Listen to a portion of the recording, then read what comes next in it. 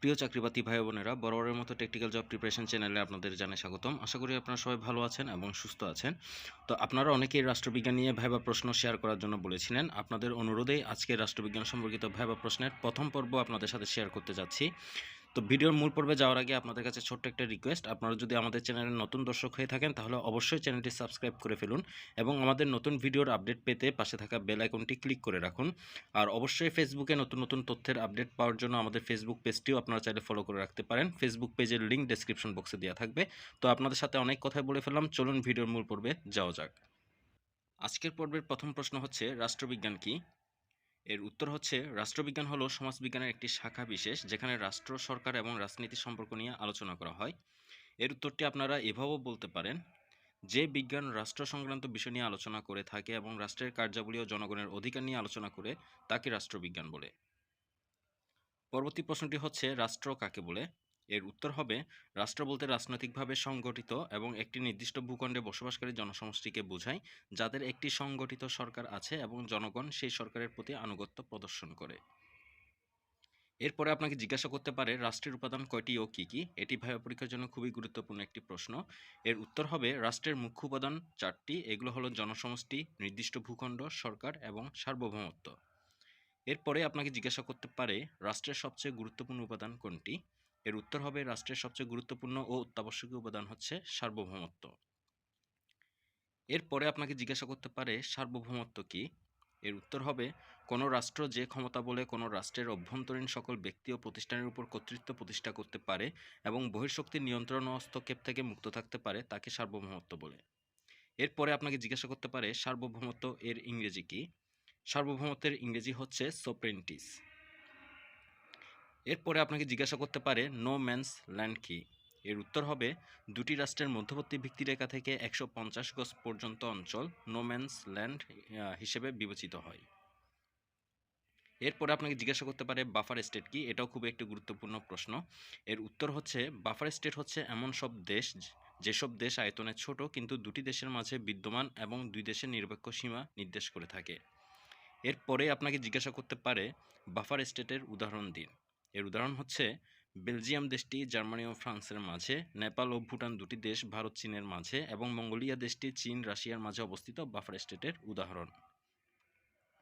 এরপরে আপনাকে জিজ্ঞাসা করতে পারে, বাংলাদেশের পররাষ্ট্রনীতির মূল দর্শন কি?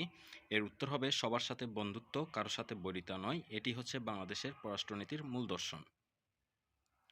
পরবর্তী প্রশ্নটি হচ্ছে, রাষ্ট্রবিজ্ঞানের জনককে? এর উত্তর হচ্ছে, রাষ্ট্রবিজ্ঞানের জনক হলেন এরিস্টটল। আধুনিক রাষ্ট্রচিন্তার জনককে? এর উত্তর হবে, নিকোলা ম্যাকিয়াভেলি হচ্ছে আধুনিক রাষ্ট্র চিন্তার জনক। এরপরে আপনাকে জিজ্ঞাসা করতে পারে, এরিস্টটল তার কোন পুস্তকে বিপ্লব তত্ত্ব সম্পর্কে আলোকপাত করেছেন? এর উত্তর হবে, দি পলিটিক্স গ্রন্থে।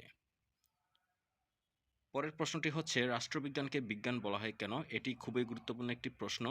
এর উত্তর হবে, রাষ্ট্রের নাগরিকদের আচার আচরণ ও কার্যকলাপ, রাষ্ট্র, সরকার ও রাজনীতি সংক্রান্ত আলোচনা রাষ্ট্রবিজ্ঞানের বিজ্ঞানসম্মত উপায়ে আলোচনা করে থাকে বলেই রাষ্ট্রবিজ্ঞানকে বিজ্ঞান বলা হয়। এরপরে আপনাকে জিজ্ঞাসা করতে পারে, রাষ্ট্র সমবায় বলতে কি বুঝেন?